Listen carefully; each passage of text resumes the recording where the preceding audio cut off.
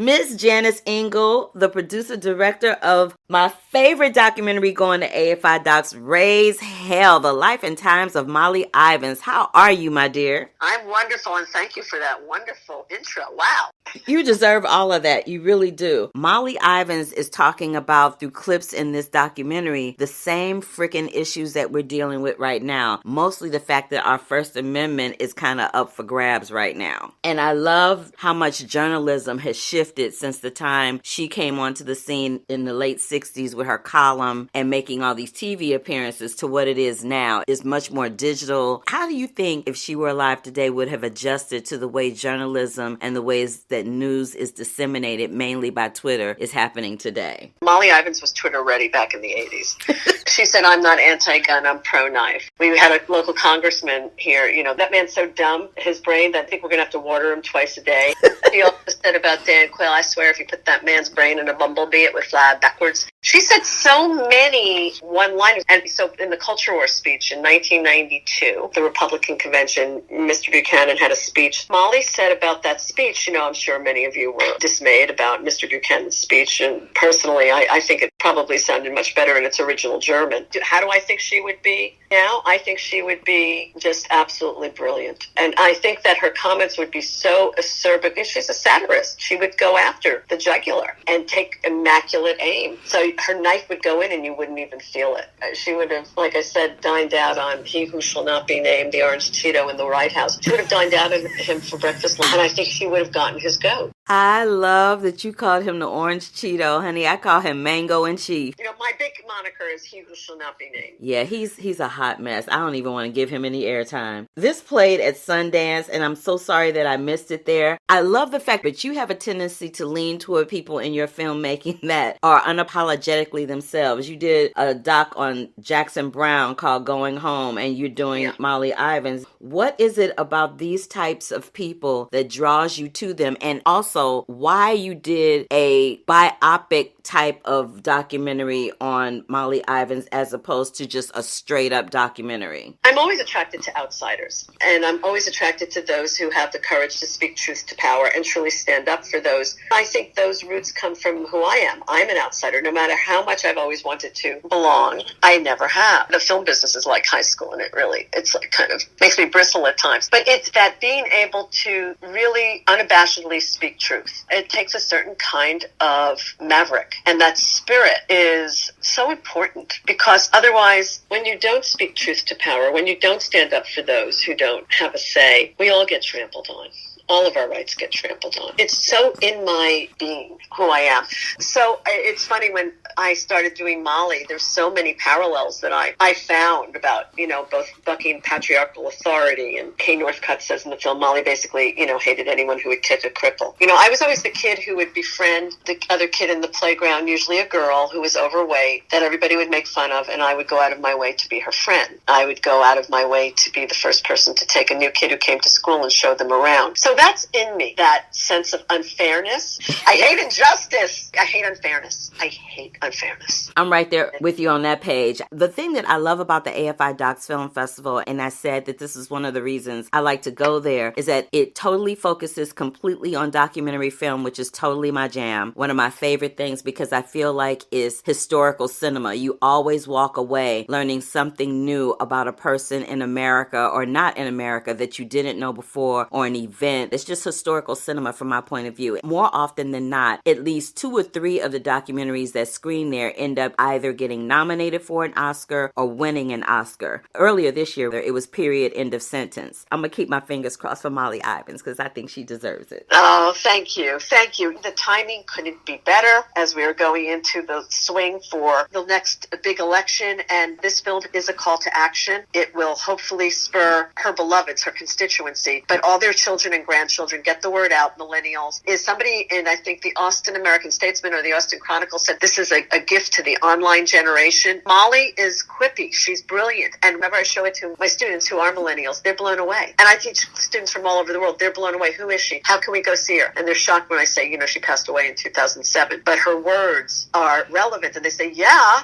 what she's talking about is happening right now. It surely is. Speaking, and I'm glad you said that, because one of the things that she brought up is that we're living in a time where politicians are engaging in legalized bribery. And that's one of her terms. She calls it legalized bribery. How do you think that Molly Ivins would have reacted to the Me Too movement? That's an interesting question. I think that she would come out swinging. I think she would personally, because she grew up as a child of oil and gas privilege in River Oaks, and that her father was the general, was the patriarchal authority, and she bucked it every step of the way. Are you kidding me? I think she would totally bean into going after the patriarchy. It's time. It's time. And personally, my take, I think if Molly were alive, we would have been probably pretty good buds, because her friends are very warm and loving and such a reflection of her. But I think we would have gone to town on the toppling of particularly the white male patriarchy. I mean, all of this that's going on is the last gasp of the white male patriarchy, because they feel it. They're being bred out of the gene pool. Because younger generations don't care. They are mixing. They're much more fluid. And that's a real threat. It really is. And I don't think they understand what really is at stake. People don't talk to each other. I mean, they don't read. They don't. And I think I think a backlash is coming. I really do. I also think millennials are waking up. I think Parkland is a movement, not a moment. I think they are definitely waking up, because they're being handed a pile of shit.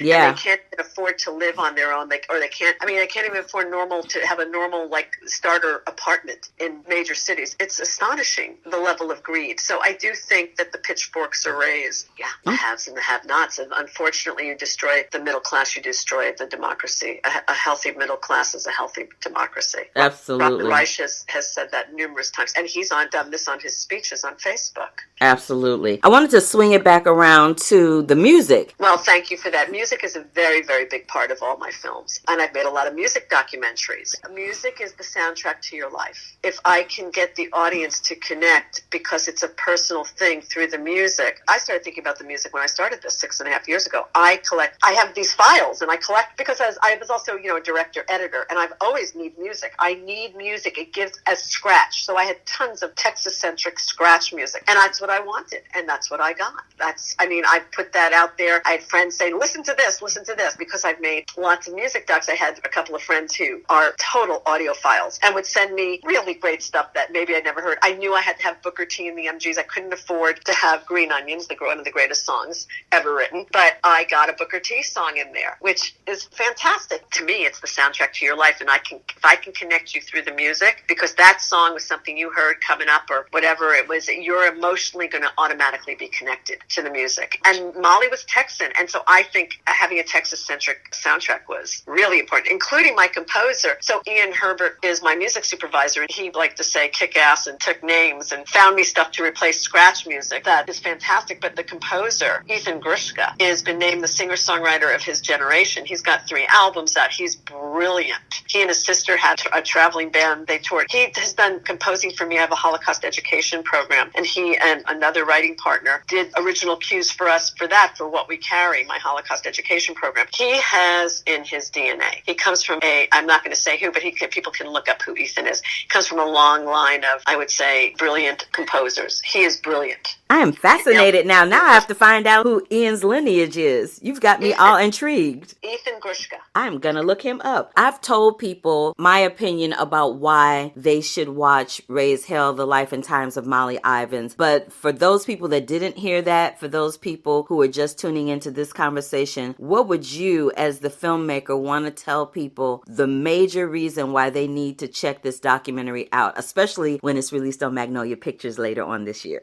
So my first thing would be to say, how many documentaries make you laugh? Not many. We all need to laugh. We need to laugh because Molly was wildly funny. She was incredibly brilliant, and she used her humor to, as Jim Hightower didn't make the cut, but Jim Hightower said, Molly knew that humor was the door key to the brain, that you could unlock that little door to get people to really listen to you. And when people do, we're so polarized right now, when people can find a common ground, and the left and right loved her. They loved if you were in a column, it meant you were worth writing about. People love being skewered by Molly, and she used the humor to bridge the divide. And we need that. We need to bridge the divide in this country because we're not listening to each other. And we need to come back to the table and really find the common ground. We have much more in common than one would think. People need to see that because I think Molly's message is that. I also think that she was a First Amendment warrior, and her overriding message is that, it's up to us It's up to us to do the heavy lifting. No one's going to do it for us. You must get out there. You must bang your pots and pans. You must go and knock on doors. You must engage in conversation with people who don't agree with you and find the common ground to get people to vote. We are in a situation where we have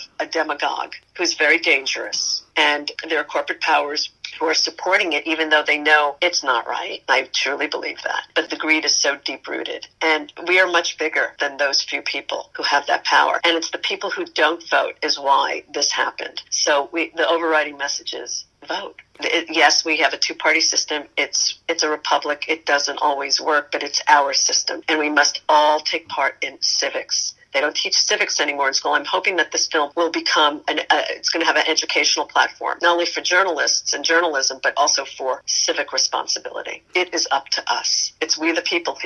That is beautifully said. Beautifully said. Beautifully, beautifully, beautifully said. I want to thank you so much for taking the time out of your day to speak with me about this documentary. I feel like it's so very, very important and very timely, as you said. For those people listening, please, if you were in the DC area, go get in that standby line and try to get a ticket, honey, because I promise you it will be worth it. And if you are not in the DC area, look for the release date for Raise Hell, The Life and Times of Molly Ivins by Janice Engel, being released by Magnolia Pictures later on this year. Thank you, Miss Janice. Thank you so much, Carla. This is thoroughly enjoyable. And people can go to our website, www.mollyivinsfilm.com. You can follow us on Facebook, Twitter, and Instagram. We will basically give all announcements of what's coming. We are going to be in the New York City area for one more festival in mid-July. It's called 51 Fest. That is kind of what's going on. It's going to be out and about in a theater near you sometime before the end of the year. Great. Thank you, Janice. I appreciate you. Thank you so much, Carla. Have a great day. You too, my dear.